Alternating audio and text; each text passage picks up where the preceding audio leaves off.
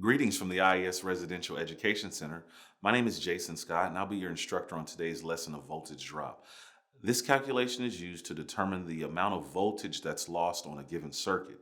It's most commonly used in multifamily feeder runs, but can also be used on any circuit. We also will go over how this formula can be manipulated to find the needed wire size or length of run. To begin, I would like to say that unless you have a pretty firm working knowledge of Ohm's law, I would suggest you go to our previous video on Ohm's law so you can understand some of those concepts because they will be applied to this lesson here. So what voltage drop is it's the amount of volts that are lost throughout the length of conductors of any circuit. This is most commonly a problem in multifamily service calculations, but this can be applied to any and all circuits to make sure that this circuit is working and functioning properly and delivering the needed amperage, wattage, voltage to the load. So we'll start here with the actual simplified formula for voltage drop is, and that is, I'm going to write here on the screen, is VD is equal to 2 times K times I times D, and that is over CM. Now, unless you know what these mean, you'll be kind of lost here, so I'm going to break each one of these down for you on the side so you can understand exactly what all parts of this formula are. So the first one is the VD. That is equal to, of course, the voltage drop. The next you see here is a 2. Well, we know the number 2 is, but what does this 2 mean to this formula? What the 2 is representing, it's representing the flow out and back on a circuit. All right, so that's why you have one time out, one time back equals the 2. So that's what that is going to be. That's going to be your flow out and back on the circuit. The next is I. And for those of you who've looked at the Ohm's law lesson, you are pretty aware that I is equal to amps. Now, the amperage may be given to you in the formula, but it may not. If the amperage is not given to you in the formula, you will have to use Ohm's law with some of the other components you have of the circuit to solve for amperage. All right. Some of the sample problems that we'll do, we will give a demonstration of exactly how that is done. The D in this stands for the distance. That is exactly how long the conductors are that we're trying to solve for the voltage drop on. And that should definitely be given to you in the formula. And the last one here, CM, that means circular mills. What that basically is talking about is the actual wire gauge or size.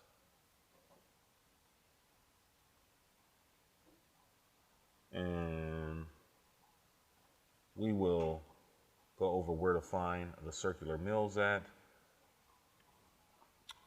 once we go through the formula.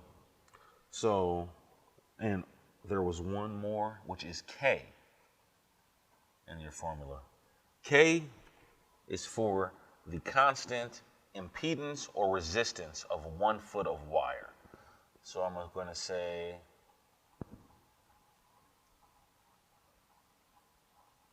constant impedance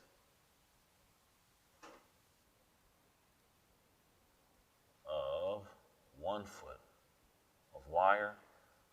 Now, there are 2 types of wire that we will be using. One is copper, of course, and the other one is aluminum. Each one of these metals has its own constant impedance.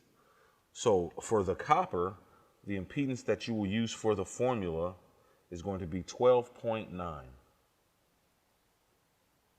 And for the aluminum, that one's going to be 21.2. All right, that's what you're going to put into the formula, depending on what type of wire it is. Now, they typically do give you this information. If this is a test question, they should give it to you. If it's a real world application, you know what type of wire you're ordering. So you want to make sure that you're plugging in the proper value for the wire makeup, whether it's copper or aluminum. Now that we look at all of these parts, we can see what they all mean in the formula. So voltage drop is typically what you're solving for. The circular mills, well, the amps they should give you, or you may have to solve for using Ohm's law. All right. The distance, that will definitely be given to you, or you can measure it out in your real world application. Circular mills, now that you're going to find in your code book. In your code book, there's a table towards the back of the book called Table 8. Now, if you're using a 2017 code book, that is page 689. If you're using a 2020 code book, that is page 705. So if you turn to that page, you will see it's Table 8 and it's titled Conductor Properties. So as you look down the far left column, you'll see that you have the size of wire, and that's in American wire gauge or in KC mill. You go over 2 columns and you will see circular mills. That is the column where you will be using to get the value to place into this formula when you are solving for the circular mills, because they've given you the size wire that you're going to be using in this formula. So at this point, we're going to do a couple of practice problems so that way we can see exactly how this is worked out here. And I'm going to leave this right here so we can take a look here. The first one, I'm just going to write the actual information that we're going to need here, is that we have a 90 amp,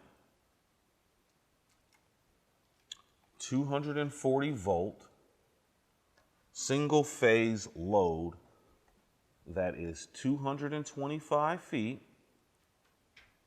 from a panel that's supplied with a number 2 American wire gauge. All right, and they also are telling us that this is copper. Now, if you ever have a question and they do not tell you whether it is copper or aluminum, it is always assumed that you are using copper unless they tell you otherwise. All right, so with this information here, you notice they did also give us some superfluous information in this question. 240 volt, single phase. That's not really needed at this point because they've given us enough of the information to start filling this in. Now, what we will tell you with all of our calculations that we teach here at the Education Center is the best way to do is to write out the formula and then plug in your numbers as they go. So we're going to do that here. We're solving for the voltage drop because that's what they want to know, is what is the voltage drop on these conductors. So we'll just fill this in. We know what the 2 is, right? We know the K is going to be 12.9 because they told us it was copper. We know our amperage, our I, is 90, right? They gave us 90 amps. And we also know the distance is 225 feet, right? So now we just need to figure out what the circular mills are. They've told us that it's number 2 copper. We're going to turn to Table 8 and we're going to go down the far left column until we see the number 2. Then we're going to go over to the circular mills, and I see that value as being 66,360.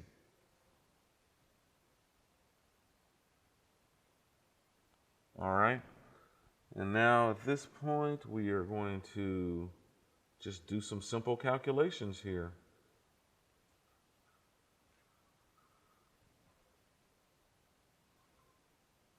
Oh, no, not that. There we go. I'll move this over here so we can see.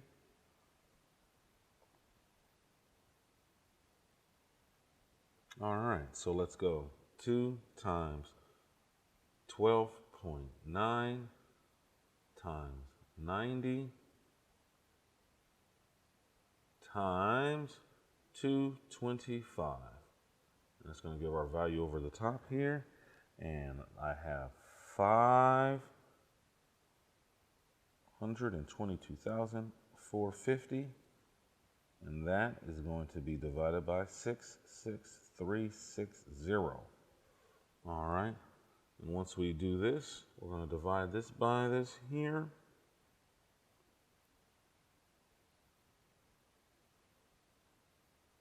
And we are going to get a very long decimal number that we're going to round up to 7.9 volts. Remember, that is the value we were solving for, voltage drop. How many volts dropped? And there is our answer, 7.9. And with this information here, 90 amp, 225 feet away, number 2, copper. All right.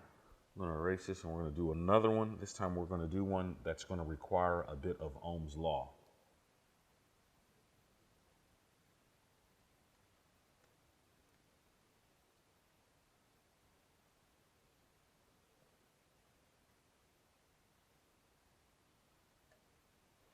I erased our formula. Let me get that back up there. Hit the back button.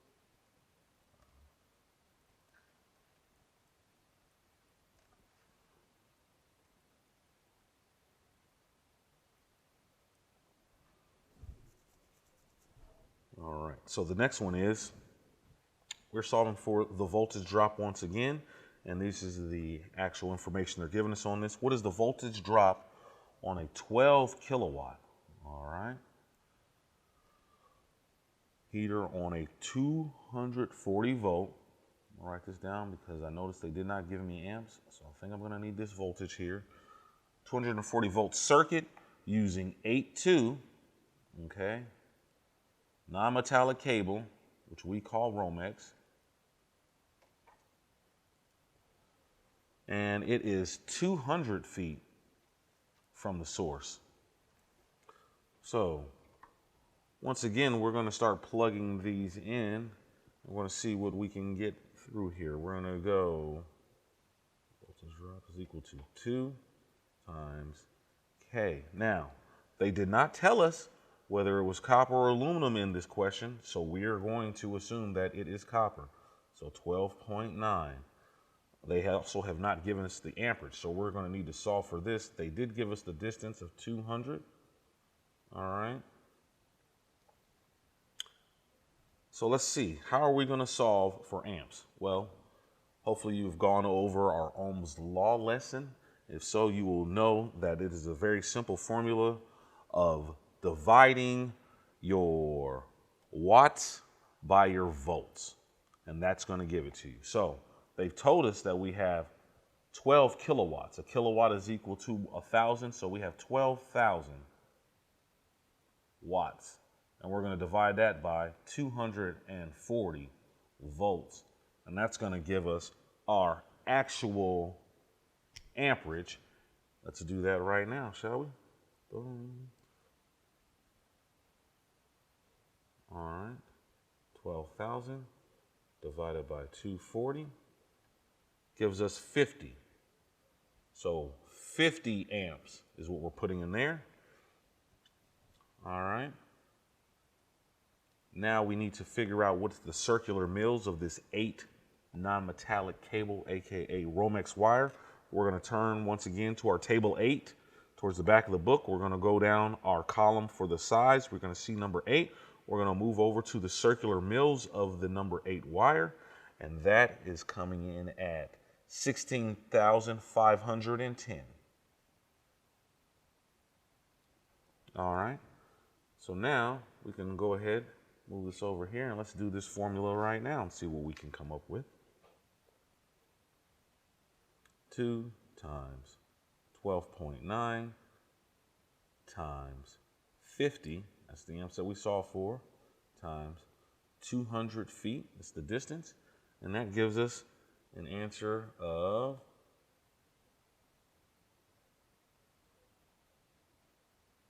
258,000. And we're going to divide that by 16,510. which was our circular mills for our number 8 wire. Let's see. So we'll just hit divide. 16, 510, and we're going to come up with an answer of 15.6 volts. That's what we're solving for. How many volts did we lose? We lost 15.6 volts on this particular one here.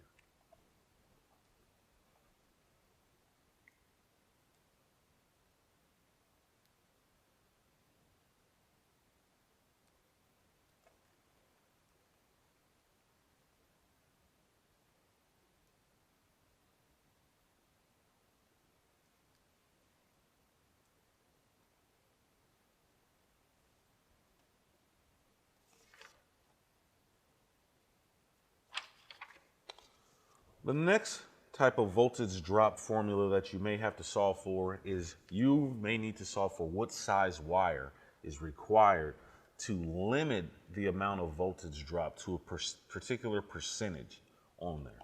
So that formula is very similar to this one. The only difference is you're going to just swap where your voltage drop and your circular mills are in this formula. So now we're solving for the circular mills. And once again, that's still over top going to be 2 times K times I times D, and this time it is over voltage drop permitted, meaning what you're trying to get it at. All right, that's your target voltage drop percentage. So this time when you hear these things, there's some different information you're going to need. Like the main thing they're going to need to give you is what percentage of voltage drop you're trying to get this circuit to produce at. So here's a sample one here, and this question is, we have a single phase 240 volt 100 amp load. So 100 amp, they gave us the amp straight away, which is very easy. It's located 390 feet from a panel. What size THW aluminum? Okay, so we're solving for aluminum. THWN, and that's aluminum, right? Feeder conductors are needed to limit the voltage to 3%. 3% of what? Well, they told us the voltage was 240 volts, so it's going to be 3% of 240 volts. Now, how do you solve for that? You simply multiply 240 times 0.03, and that will give you your 3% of 240, and that will come out to be 7.2. 7.2 volts is what you just solved for, and that is going to be your target voltage drop on this circuit. So now we can fill this on in. We know that we're solving for the circular mills. What size wire? So we're going to go 2 times K. The K is for aluminum, so that's 21.2 this time, times our I. Our I is 100 amps, and our distance is 390 feet away. All right, we are going to divide that entirely by 7.2, right? Because that's the voltage drop that we are permitted, or the target permitted voltage drop that we're looking for on this circuit. So once we have that, we'll get the calculator back out here, and we'll start solving away. 2 times 21.2 times 100 amps times 390 feet, and that is equal to 1,653,600. All right, let's double check that. 1,653,600. Excellent. And that is all going to be divided by 7.2. Divided by 7.2, which is our target volts loss on this. And we end up with an answer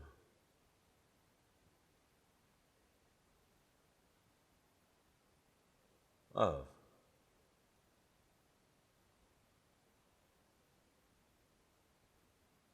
299,666. So, well, that's a very large number. What are we going to do with this? What we're going to do with this is now we're going to take this number to table 8. We're going to size this number because what you just saw for was circular mills. So now what we need to do is take this number to our conductor properties table, compare the circular mills, and find which wire is equal to or larger than the circular mills that we have just solved for. So we'll go down that column and we're looking for something just under 300,000. And let's see here. I got a number 6 that is coming in at, no, I need to go bigger than that.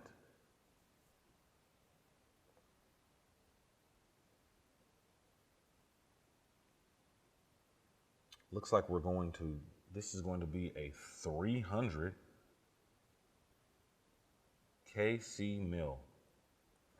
Now, when you look down this column on table 8 for circular mills, you'll notice that after 4-aught, it does not list any, it just dashes. Reason being is after 4-aught, the conductors and wires are actually sized by their circular mills.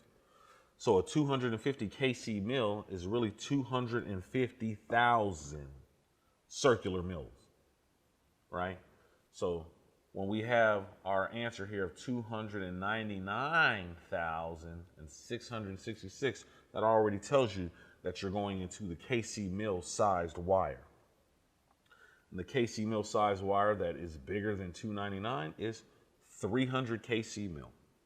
So that's how that follows all the way through. If you want to make a note in your book, you can make a note that everything from 250 KC mill to 2000 KC mill, you're just adding 3 zeros to the bottom, to the end of that number to get your actual circular mills for that. All right, we're going to do one final circular mills equation.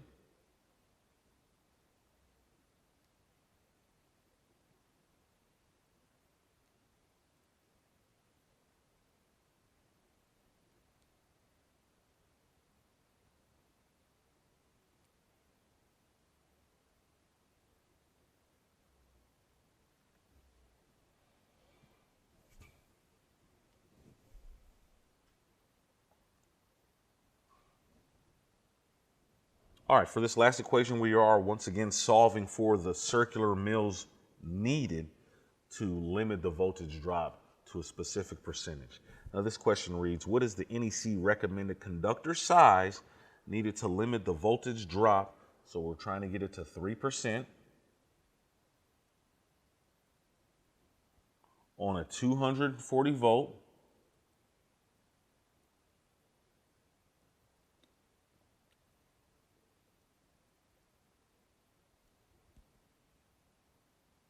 load that is 85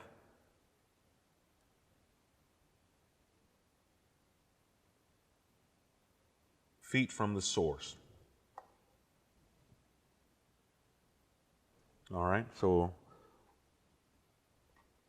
we'll start plugging these in. So once again, we're just going to plug it in just like the formula. 2 times K. It did not tell us in this one whether we were using copper or aluminum, so we're going to assume that it is copper. 12.9, right?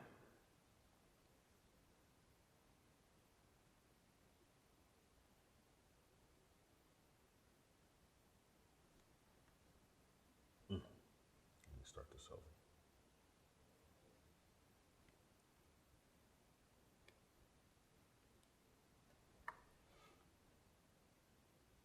For this next equation, we're once again solving for conductor size, aka circular mills, to actually limit the voltage drop on the circuit. The question reads, what is the NEC recommended conductor size needed to limit voltage drop to 3% on a 7,500 watt, 240 volt load that is 85 feet from the source? So let's start plugging in the information we have here. All right, so we're trying to limit the voltage drop to 3% on 240 volts. So remember that one was 240 times 0.03, and that was 7.2. You end up with 7.2 volts. So everything else we're going to start plugging into the formula. So we're solving for circular mills is equal to 2, right?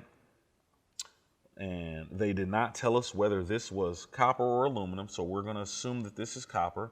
So our K, or constant, is going to be 12.9. That's going to be times our amps. They did not give us our amps. What they gave us was we have 7,500 watt, and we have 240 volts. So if we divide those two together,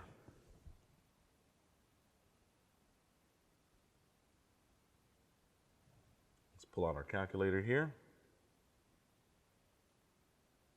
7500 divided by 240 volts is equal to 31.25, and we just solved for amps. So we're going to plug that in there. 31.25 amps. And what is the distance? The distance was 85 feet from our source. And we know that the voltage drop permitted is what we just solved for over here. 7.2 volts is what we're going to solve for. So let's get our calculator out and start working this.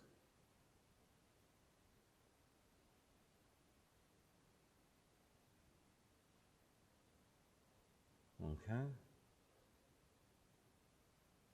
2 times 12.9 times 31.25 times 85 is equal to 68,531. We're going to divide that by our 7.2 volts, which is our target here. And we're going to see what that comes up with. All right, so we have an answer of 9518. So this number right here is representing the circular mills of the wire required to make sure that we hit that target voltage drop. So we take that to table 8. We go down our circular mills column till we find something equal or greater than 9,518. And I am coming up with a number 10 American wire gauge, which is 10,380.